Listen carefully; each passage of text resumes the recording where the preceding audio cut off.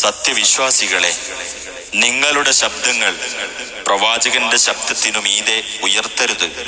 അദ്ദേഹത്തോട് സംസാരിക്കുമ്പോൾ നിങ്ങൾ അന്യോന്യം ഒച്ചയിടുന്നത് പോലെ ഒച്ചയിടുകയും ചെയ്യരുത്. നിങ്ങൾ അറിയാതെ തന്നെ നിങ്ങളുടെ കർമ്മങ്ങൾ നിഷ്ഫലമായി പോകാതിരിക്കാൻ വേണ്ടി. തീർച്ചയായും തങ്ങളുടെ ശബ്ദങ്ങൾ അള്ളാഹുവിന്റെ റസൂലിന്റെ അടുത്ത് താഴ്ത്തുന്നവരാരോ അവരുടെ ഹൃദയങ്ങളാകുന്നു അള്ളാഹു ധർമ്മനിഷ്ഠക്കായി പരീക്ഷിച്ചെടുത്തിട്ടുള്ളത്. അവർക്കാകുന്നു പാപമോചനവും മഹത്തായ പ്രതിഫലവുമുള്ളത്.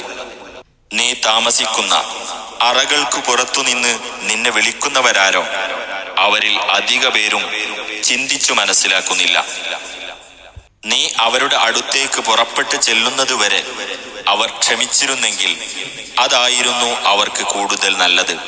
അള്ളാഹു ഏറെ പൊറുക്കുന്നവനും കരുണാനിധിയുമാകുന്നു.